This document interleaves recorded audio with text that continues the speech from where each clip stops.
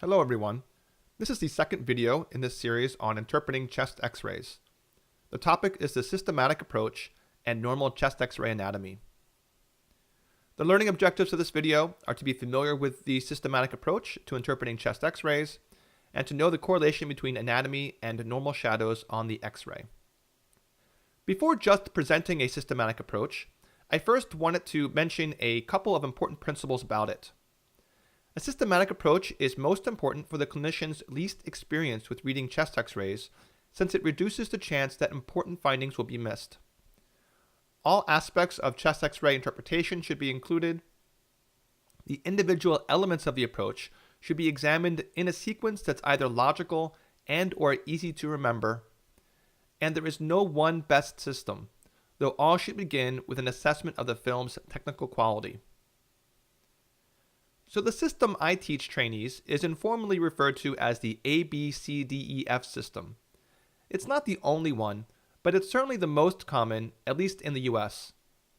It's also not perfect, but it's easy to remember. Each of those 6 letters refers to a specific anatomic structure. Even before the A, we need to assess the technical quality. Then A stands for airways, B for bones and soft tissue, C for the cardiac silhouette and mediastinum, D for diaphragm, which also includes assessment of the gastric air bubble, usually located under the left hemidiaphragm, E for effusions, in other words, assessment of the pleura, which actually includes findings beyond just pleural effusions, and F for fields, that is, the lung fields. Lastly, although it's not explicitly part of the mnemonic, is an assessment of lines, tubes, devices, and prior surgeries, such as sternotomies and valve replacements. Aside from the fact that it's easy to remember, another nice thing about this mnemonic is that the lungs are examined near the end. This is a good idea because normally the lungs are the area of greatest interest and the most likely to be abnormal.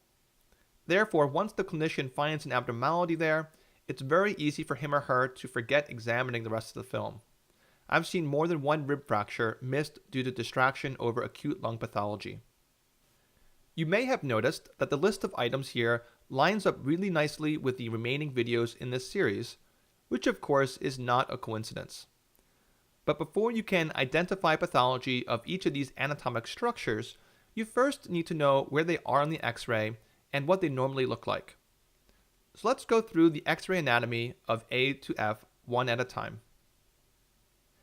A is for the airways. There are 3 anatomic airway structures that are typically visible on a normal X-ray.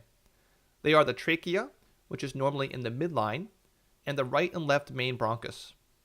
Remember that the patient's right will be on the left side of the screen.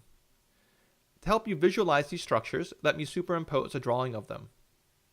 The left main bronchus tends to take off from the trachea at a slightly more horizontal angle as compared to the right, which is why aspirated foreign bodies, if small enough, are more likely to end up in the right lung than the left. And it's also why endotracheal tubes, if advanced too far, end up in the right main bronchus, blocking off ventilation to the left, rather than vice versa. I'll take the drawing away again so you can try to see the airways on your own. The next set of structures is the bones. There are 4 types of bones easily visualized on a PA and lateral X-ray set. First is this structure, which as you probably know, or could guess, is a rib. There are 2 radiographic components of the rib on the PA film. The posterior rib, which is easier to see and is oriented horizontally, and the anterior rib, which is harder to see and oriented at a 45-degree angle. The next bone is the clavicle, located up here. There's obviously a right and a left one.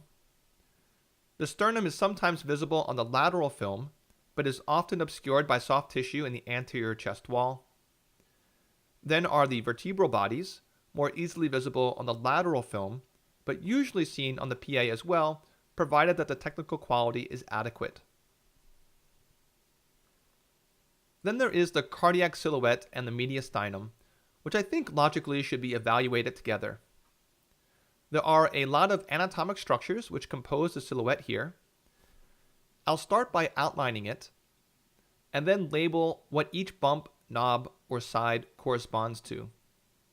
You will usually also be able to see another vertical line running just to the patient's left of the vertebral bodies, which corresponds to the left side of the descending aorta.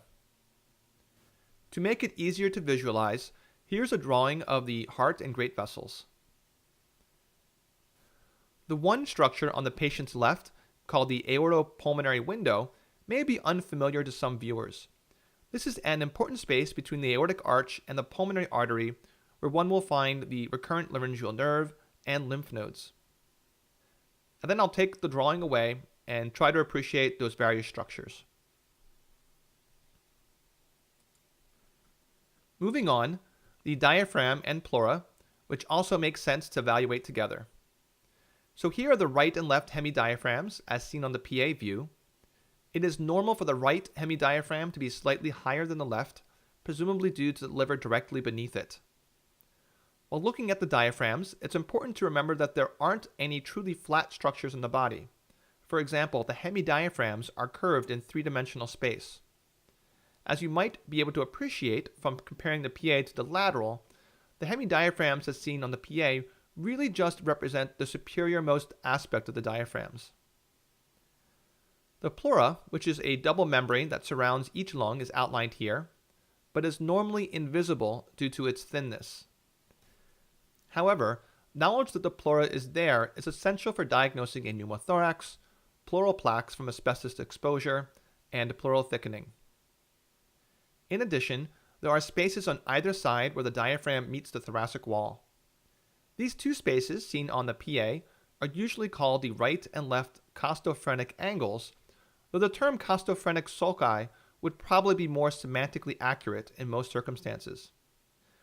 The space in the back on the lateral film has several very similar names, the most common of which is the posterior costophrenic angle. There's also usually a small pocket of air visible under the left hemidiaphragm. This usually represents air in the stomach, in which case it's called the gastric air bubble, although occasionally it can be unclear as to whether the gas is in the stomach or in the intestines. Finally, the last structures on the chest X-ray are, of course, the lungs. The anatomic structures in the lungs to worry about when interpreting X-rays are the fissures between the lobes and the lobes themselves.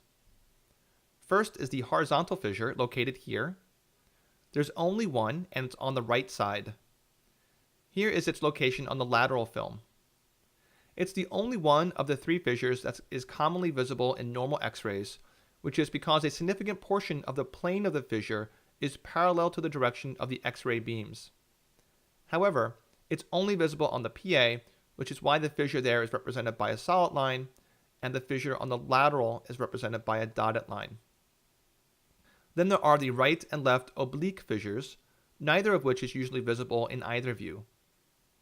As you can probably guess, if you didn't already know it, the fact that there are two fissures on the patient's right mean that the right lung is divided into 3 lobes, while the one fissure on the left divides the left lung into 2 lobes. Here's the location of the right upper lobe, and the right middle lobe, and finally, the right lower lobe. Notice that because the oblique fissure runs obliquely, as seen in the lateral view, the lower lobe extends almost all the way to the apex of the lung. This will be true on the left side as well. As a consequence, if only the PA or AP views are presented without a lateral, it's almost impossible to tell what lobe a visualized nodule or mass is located in, unless it's seen in the uppermost part above the lower lobe's most superior extent. Here's the left upper lobe, and finally, the left lower lobe.